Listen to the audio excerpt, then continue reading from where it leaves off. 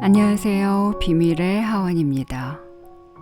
말로 나를 지키지 못하는 건 부끄러운 일이다. 쇼펜하우어가 알려주는 갈등의 논쟁을 넘어 건강한 소통에 이르는 법. 제가 오늘 소개해드릴 책은 김은성 작가님의 적을 만들지 않고 이기는 말하기 기술이라는 책입니다. 김은성 작가님은 현재 KBS 앵커 겸 아나운서로 아르투어 쇼펜하우어에 매료돼서 토론의 법칙을 오랫동안 연구하셨다고 합니다. 작가님의 강의를 들은 수많은 리더의 열화 같은 성화로 이번 책이 출간됐다고 하는데요. 토론은 정신으로 하는 검술이다. 현실주의 철학자 아르투어 쇼펜하우어가 알려주는 갈등의 논쟁을 넘어 건강한 소통에 이르는 법. 비밀의 하원이 들려주는 김은성 작가님의 적을 만들지 않고 이기는 말하기 기술. 지금부터 함께 만나보시죠.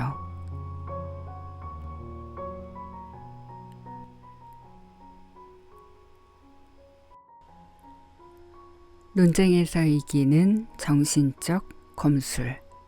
쇼펜하우어의 논쟁적 토론술. 논리학은 히라버 어원으로 숙고하다, 계산하다의 뜻이고 토론술은 단판짓다의 의미를 지닌다. 고대인들은 논리학과 토론술을 동의어로 사용했지만 쇼펜하우어는 이의를 제기한다. 논리학은 사고의 규칙이자 이성의 방식이고 순수하고 선험적인 것이다. 반면 토론술은 논쟁의 기술이자 정신적 싸움이다. 순수한 이성을 가진 사람은 의견 일치를 보지만 인간은 다름으로 일치할 수 없다. 의견이 일치하지 않을 땐 자신의 의견을 수정하지 않고 상대에게 잘못을 돌린다. 결국 인간은 자신이 항상 옳다는 속성을 가진다. 만약 인간이 정직하다면 모든 토론에서 진실만을 탐구할 것이다. 하지만 인간은 타고난 사악함을 지니고 있어 논쟁과 말싸움으로 이어지기 마련이다. 또한 타고난 허영심이 지적 능력과 연관되면 민감하게 반응한다. 결국 논쟁을 벌이는 사람은 진리가 아니라 자신의 주장을 위해 싸운다. 객관적인 진리를 밝히는 것과 자신의 주장을 상대에게 진리로 수용하게 만드는 것 중 인간은 당연히 후자를 택한다. 결국 합리적인 토론은 거의 불가능하며 상대의 공격을 방어하기 위해 또 무너지지 않기 위해 토론술이 필요한 것이다. 쇼펜하우어는 토론술에 있어 객관적인 진리를 고려할 필요가 없다고 주장한다. 진리는 깊은 곳에 숨어 있고 토론 중에는 무엇이 진리인지 알 수 없기 때문이다. 그래서 자신이 옳다고 믿다가도 논쟁을 벌이다 보면 흔들리며 진리 추구가 아닌 논쟁에서 이기는 것에만 집중하는 것이다. 결국 토론은 정신으로 하는 검술이다. 논쟁을 정신적인 검술로 보는 이유는 토론이 단순한 의견 교환이 아니라 지적 경쟁과 전략적 싸움으로 보기 때문이다. 이 과정에서 상대의 논리를 무너뜨리고 자신의 입장을 강하게 유지하는 게 중요하다. 쇼펜하우어의 이 비유는 토론이 단순히 이성적 논증으로 진리를 찾는 과정이 아니라 전략과 전술로 승리를 추구하는 과정일 수 있음을 보여준다. 그가 인간의 본성과 사회적 상호작용에 갖고 있던 현실주의적 관점을 반영한다. 이 비유는 여러 가지 측면에서 토론의 성격을 잘 설명한다. 검술에서처럼 토론에서도 전략과 전술이 중요하다. 논리적인 주장을 펼치는 것뿐만 아니라 상대의 논리를 반박하고 허점을 공략하는 능력도 필요하다. 검술은 기술과 숙련도를 필요로 하며 반복적인 연습과 경험으로 능력이 향상된다. 토론도 마찬가지로 논리적 사고력, 표현력, 즉흥적 대응력 등이 필요하다. 이를 통해 더 나은 토론자가 될 수 있다. 더 낫다는 의미는 승리한다는 걸 의미할 것이다. 검술 시합은 상대와의 대결로 승부를 가리는 과정이다. 토론도 논쟁 상대와의 지적 대결로 의견의 우열을 가리는 과정이다. 검술에선 상대의 움직임에 주의를 기울이고 순간적인 반응이 중요하다. 토론에서도 상대의 논점과 반박에 집중하고 적절한 시점에 반응하는 게 핵심이다. 검술의 목표는 상대를 제압하는 것이다. 토론의 목표는 다양한 경우가 있지만 주로 자신의 주장을 설득력 있게 전달하고 상대의 논리를 무너뜨리는 데 있다. 좋은 의견을 찾아가는 과정이 아닌 상대를 이기는 과정이라는 것이다. 토론은 정신으로 하는 검술이라는 표현은 토론이 단순히 의견을 나누는 활동이 아니라 기술과 전략, 집중력과 주의가 필요한 지적 경쟁임을 나타낸다. 이 표현은 토론의 복잡성과 도전성을 잘 나타내며 토론에서 성공하고자 다양한 능력들이 필요하다는 걸 보여준다. 결국 누가 옳은지는 중요하지 않고 오직 살기 위해 방어와 공격만 남는다. 내가 먼저 찔러 상대를 제압하는 게 중요하다. 쇼펜하우어가 말한 논쟁술 중 기술적 부분에는 직접 반박과 간접 반박이 있다. 직접 반박은 상대의 주장에 대한 직접적인 공격이다. 상대 주장의 근거가 틀렸다거나 추론 과정의 문제점을 보여준다. 간접 반박은 상대가 주장으로 가져올 결과에 대해 공격하는 방법이다. 상대의 주장은 인정하면서도 주장이 가져올 결과, 그리고 그의 잘못된 다른 주장을 가져와 공격하는 것이다. 상대가 주장한 개념에 포함된 개별 사례를 검증하면서 문제점을 부각시키는 것도 방법이다. 직접 반박, 상대의 근거 공격, 주장이 참이 아님을 보여줌. 첫 번째, 상대 주장의 근거가 틀렸다는 걸 입증. 두 번째, 근거는 인정하되 그 근거로 주장이 도출될 수 없음을 보여줌. 추론 방식 공격. 간접 반박, 상대 주장이 가져올 결과에 대한 공격. 첫 번째, 간접 논증. 상대의 다른 주장을 전제로 사용 시 어떤 결과가 나오는지 보여줌. 주장끼리의 모순점 부각.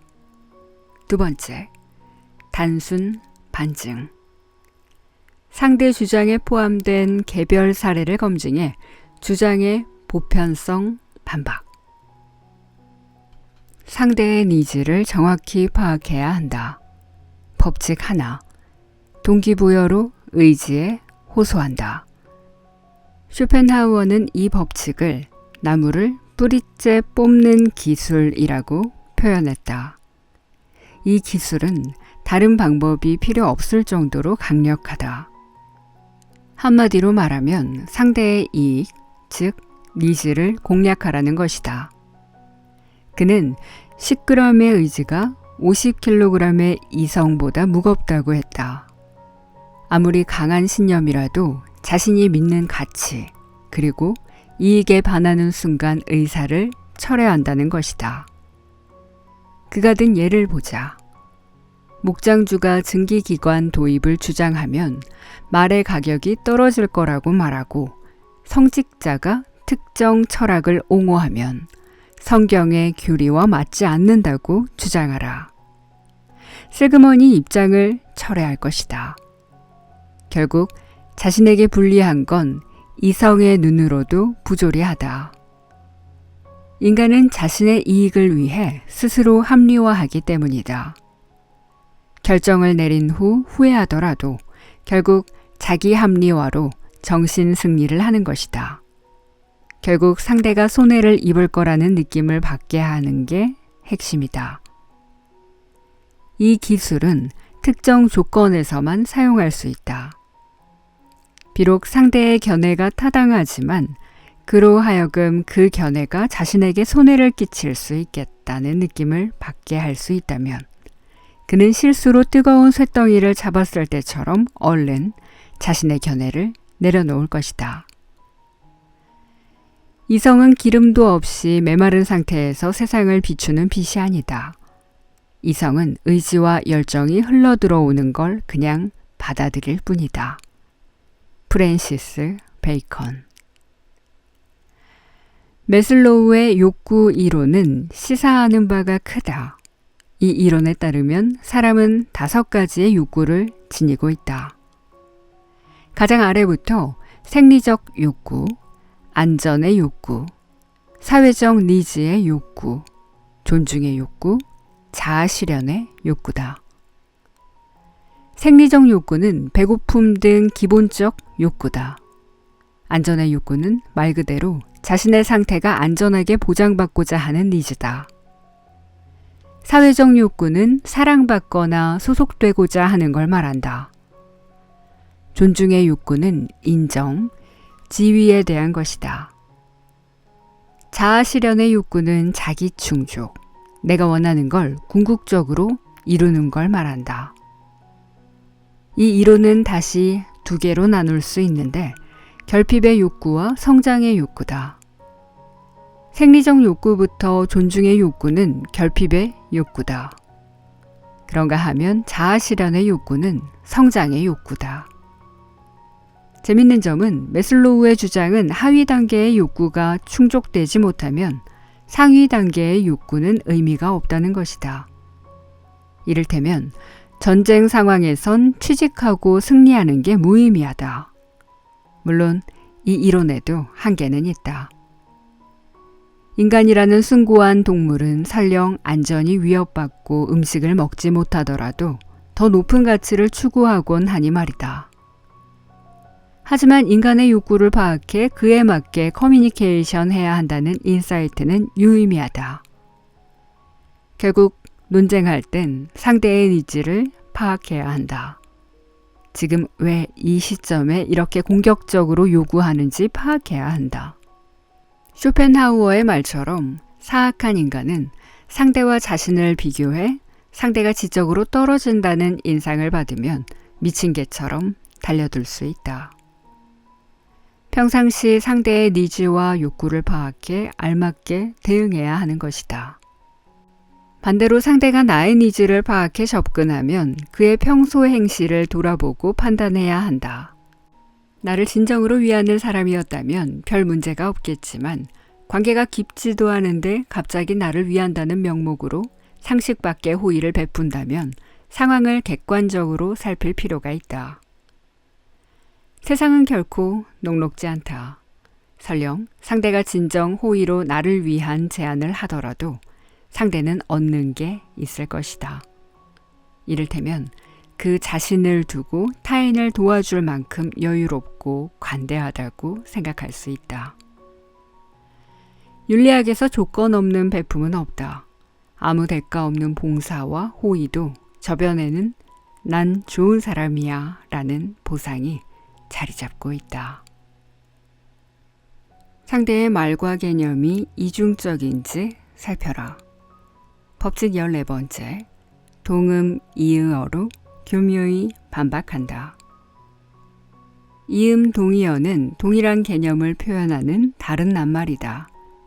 연결, 결속, 결합, 조합, 조합, 집합처럼 낱말은 다르지만 뜻은 같은 걸 말한다. 반면 동음 이의어는 같은 단어지만 다른 개념을 가졌다. 강이라는 낱말은 같지만 흐르는 강과 힘센 강의 의미가 다르다. 쇼펜하우어는 같은 단어를 사용하지만 다른 개념을 가진 단어를 사용하라고 말한다. 청중을 의식한 기술이다. 상대를 장난기 있게 기만하라는 것이다. 결국 논쟁의 승패는 지켜보는 사람에게 있으니 어떤 방법을 사용하든 잘 속이면 된다. 앞서 살펴본 비유를 통한 프레임과 같은 맥락이다. 쇼펜하우어가 예를 든 건 기사의 명예와 시민의 명예를 혼재해 사용하는 것이다. 기사의 명예를 훼손하는 건 모욕이고 시민의 명예를 훼손하는 건 중상모략인데 이 둘을 섞어 사용한다. 이를테면 모든 빛은 꺼진다. 이성은 빛이다. 이성은 꺼질 수 없다 해서 빛의 개념을 혼재해 사용하면서 청중을 기만하고 있다. 동음이어의 방식은 광고에서 많이 사용된다. 고려할 수 있을 때 고려하세요. 샘은 개, 제리는 고양이, 빌리는 사람, 빌리는 사람처럼 말이다. 그런가 하면 제품의 이름이나 광고 문구에서 동음이어를 활용하는 경우도 있다. 예를 들어 청결한 물이라는 제품이 청결이라는 단어를 강조하는 동시에 청결한이라는 단어가 청계천이라는 유명한 지명과 비슷한 발음을 가지므로 소비자는 청결한 물을 사용하면 청계천처럼 맑고 깨끗한 느낌을 받을 수 있다는 메시지를 전달받는다. 어떤 정치인이 평화라는 단어를 사용할 때 청중은 보통 긍정적인 느낌을 받지만 맥락에 따라 평화라는 단어를 다르게 해석할 수도 있다.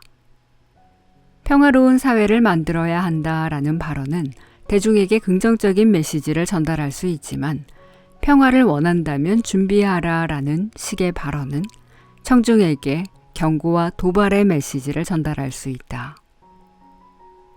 이 경우 평화라는 단어는 동음이어적인 효과를 이용해 청중의 감정을 다르게 유도한 것이다.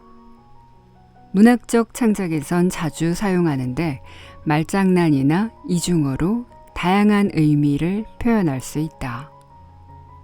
시인이 사랑이라는 단어로 자연의 아름다움을 묘사하는 동시에 사랑이라는 단어가 인간 사이의 관계나 정서적인 충동을 뜻하는 것처럼 다양한 레벨에서 의미를 가질 수 있다. 작금의 논쟁에선 이 방법을 자주 사용하지 않는다. 그럼에도 상대가 쓰는 용어와 개념이 이중적이지 않은지 항상 살펴야 한다.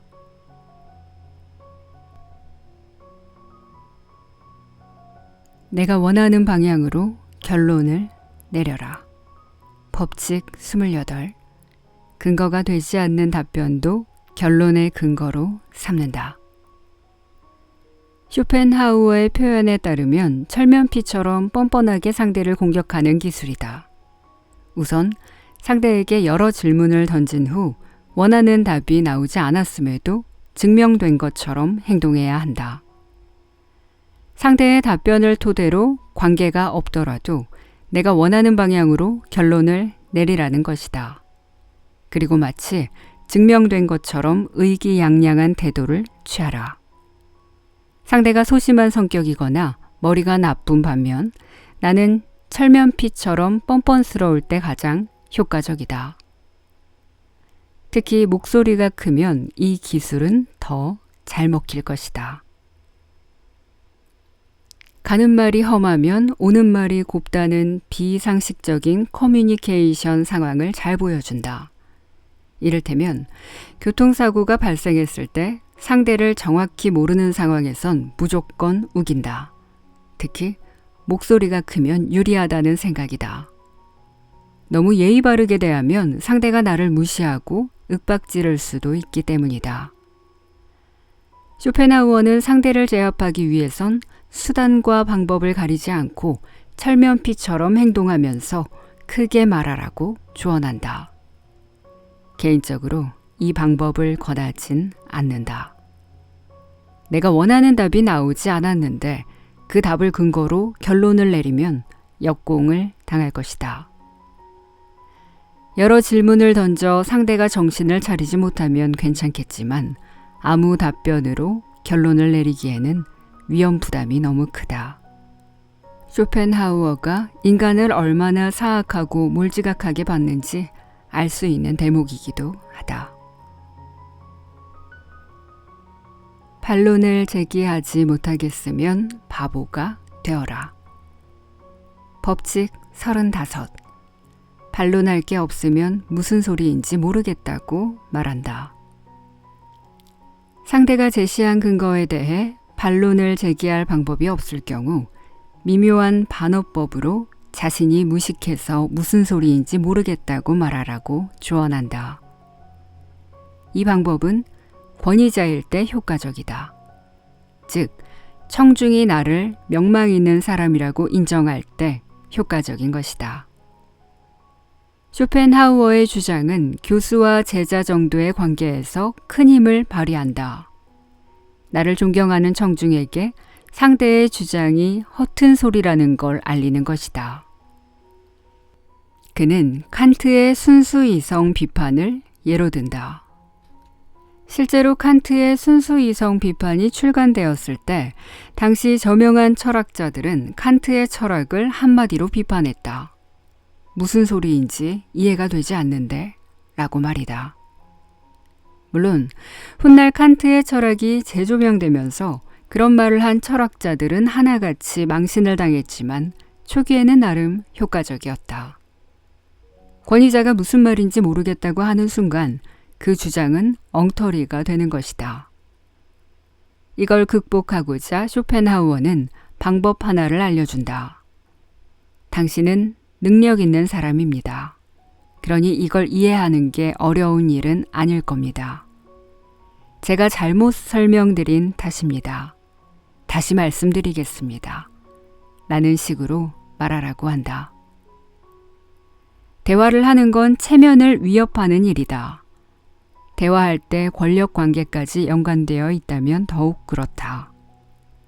상대가 어떤 부탁을 할지 혹은 상대의 말을 내가 이해하지 못하면 어떡하지 등 다양한 부담을 느낀다. 친구의 오후에 잠깐 보자와 상사의 오후에 잠깐 봅시다는 내용은 동일하지만 받아들이는 상대의 부담은 완전히 다를 수 있다. 따라서 소통을 잘하는 상사는 부담을 덜어주고자 또 체면을 살려주고자 예측 가능하게 말해야 한다. 이를테면 은성씨, 지난번 보고 관련해서 오후 2시에 잠깐 볼 수 있나? 라는 식으로 말이다. 무슨 말인지 모르겠다고 하는 건 상대의 부담을 가중시킨다. 주장 전체를 부정하는 것이다. 열심히 말했는데 무슨 말인지 모르겠다고 하면 당혹스럽다. 특히 듣는 사람이 그 분야의 전문가라면 더욱 그렇다. 대화는 체면 위협의 부담을 느끼는 과정으로 말하는 사람이나 듣는 사람 모두에게 해당된다. 이 기술은 일상생활에서도 쓸 수 있다. 이를테면 상대가 너무 장황하게 어려운 말을 늘어놓을 때 도대체 무슨 말을 하는 거야? 좀 쉽게 설명해줘. 라고 말하며 길을 꺾어 놓을 수 있다.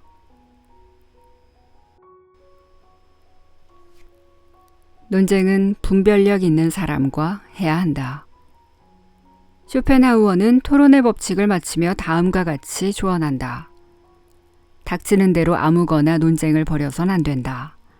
잘 알고 있고 이치에 맞지 않는 주장을 하지 않으며 어쩔 수 없이 그랬을 경우 매우 창피하게 여길 만큼 충분히 이성적인 사람들하고만 토론해야 한다. 권위로 누르지 않고 근거를 갖고 논쟁을 벌이며 상대의 합리적 근거에는 귀를 기울이고 동의할 수 있는 사람. 진리를 높이 평가하고 상대의 정당한 근거에 대해선 기꺼이 받아들이는 공평무사한 사람. 상대의 주장이 진리라고 판단이 서면 기꺼이 자기 주장의 부당함을 인정하는 사람하고만 토론해야 한다. 토론할 만한 가치가 있는 사람은 100명 중 1명도 안 된다. 나머지 사람들은 하고 싶은 말을 하도록 그냥 내버려 둬라.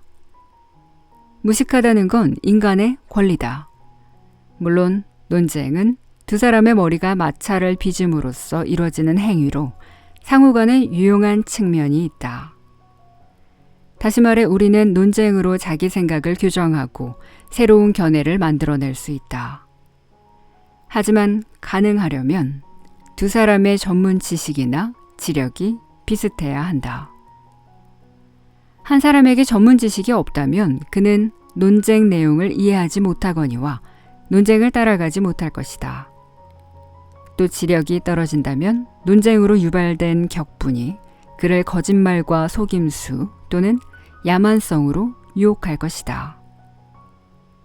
쇼펜하우어는 상대와 격이 맞지 않는다면 논쟁 자체를 피하는 게 상책이라고 말한다. 인간 본성상 논쟁에서 지는 건 치명타이기 때문에 흥분하고 말싸움을 넘어 개싸움으로 번질 수 있다. 하지만 어쩔 수 없이 논쟁이 시작되었다면 무슨 수를 쓰든 이겨야 한다. 앞서 살펴본 38가지 토론의 법칙은 두 가지 의미를 지닌다. 내가 논쟁할 때 이기기 위해 사용하는 기술이자 상대가 나를 공격할 때 미리 알고 방어하는 기술이다. 토론은 정신으로 하는 검술이다 라는 쇼펜하우어의 말은 단순히 멋있는 표현이 아니라 잔인한 말이다. 검투에서 가장 중요한 건 상대를 먼저 찌르는 것이다. 누구의 검이 더 좋은지, 어떤 스승 밑에서 검술을 배웠는지, 누가 더 잘생겼는지, 누가 더 좋은 집안의 자제인지, 누가 더 똑똑한지는 아무런 의미가 없다. 반드시 이겨야 하는 게 바로 검술이다. 38가지 토론의 법칙은 자신을 방어하기 위한, 사술에 당하지 않기 위한 방패인 것이다. 나를 지키는 말하기 기술의 핵심 5가지. 쇼펜하우어는 앞서 살펴본 것처럼 38가지 토론의 법칙으로 논쟁, 아니 말싸움에서 사용할 수 있는 기술을 설명했다. 이 기술은 양가적이다. 상대가 내게 사용할 수 있고 내가 상대에게 사용할 수도 있다. 문체를 보면 양쪽 다 섞여 있다. 내가 사용하라고 말하는 부분도 있고 상대가 사용할 거라고 말하는 부분도 있다. 이번에는 오롯이 나를 지키기 위한 기술을 살펴볼 것이다. 쇼펜하우어가 알려준 38가지 말싸움의 기술을 중심으로 어떻게 하면 나를 지킬 수 있는지 알아보자. 핵심은 5가지다. 출처와 근거를 확인하라. 토론과 말싸움에서 움찔하는 이유 중 대다수는 상대의 권위에 눌리기 때문이다. 상대가 마치 직접 경험하고 들은 것처럼 말하는 순간 나의 논리는 초라해진다. 물론 나도 나름의 근거를 갖고 있지만 상대가 권위 있는 교수 혹은 학자를 언급하는 순간 당황하기 마련이다. 그때 당연함에 질문해야 한다. 출처와 근거가 무엇인지 묻고 확인해야 한다. 물론 공격적인 말투와 태도가 아닌 예의를 갖춰서 말이다. 의도, 의미, 구체성을 질문하라. 상대가 뛰어난 달변가라면 다양한 비유와 질문, 그리고 추상적인 말로 나를 기만할 수 있다. 화려한 언변과 말투는 사람을 혹하게 할 수 있기 때문이다. 특히 비유와 선문답 같은 말투는 당황스럽게 할 텐데 그때 그 의도, 의미, 구체성에 대해 질문하라. 객관되지 않고 차분한 태도를 유지하라. 논쟁을 하다 보면 화가 날 때가 많다. 상대가 나의 정체성을 공격하거나 상대의 태도가 마음에 들지 않거나 나의 논리가 무너졌을 때 그렇다. 그때 감정을 주체하지 못하고 실수를 한다. 그리고 후회한다. 친한 사람과도 의견이 맞지 않으면 기분이 상하기 마련이다. 논쟁 중에 화가 나면 이성적 판단이 서지 않으며 실수를 한다. 대화에서 논쟁 초입으로 들어가는 순간 차분한 태도가 필요하다는 걸 상기하자. 프레임에 갇히지 마라. 너는 너무 이기적인 것 같아 같은 표현을 들으면 주저하지 말고 왜 그렇게 생각하는지 묻고 나는 그렇지 않다고 말해야 한다. 상대는 자신이 코너에 몰렸다고 생각하면 나를 규정 지으려고 할 것이다. 그런 프레임에 갇히는 순간 빠져나오기 어렵다. 특히 주변에 사람이 있다면 내가 적절히 반박하지 않는 이상 사람들이 나를 그런 사람으로 볼 수 있다. 상대가 주장하는 규정에 갇히지 말자. 상대가 규정 짓는 순간 왜 그런지 묻고 답변을 들은 후 나의 논리적 근거로 그 프레임을 깨버리자. 때로는 단호하라. 대화를 한다는 건 상대와 협력하며 관계를 맺는 과정이다. 그런데 상대가 예의를 지키지 않고 나를 취조하거나 선택을 강요하거나 일방적 주장만 늘어놓을 때는 단호해야 한다.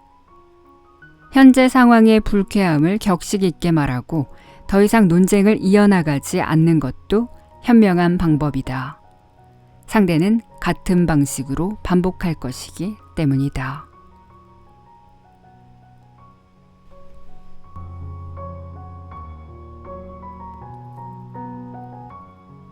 비밀의 하원이 들려주는 김은성 작가님의 적을 만들지 않고 이기는 말하기 기술 어떠셨나요?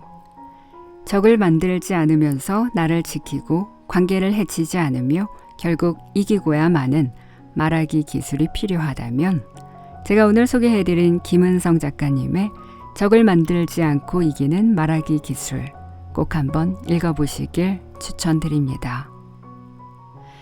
오늘도 비밀의 하원을 찾아주신 여러분 고맙습니다. 저는 다음 시간에 또 좋은 책 들고 찾아오겠습니다. 구독과 좋아요, 댓글 남겨주시는 분들 늘 고맙고 사랑합니다. 하루를 시작하는 분들은 좋은 하루, 하루를 마무리하시는 분들은 편안한 밤 되세요.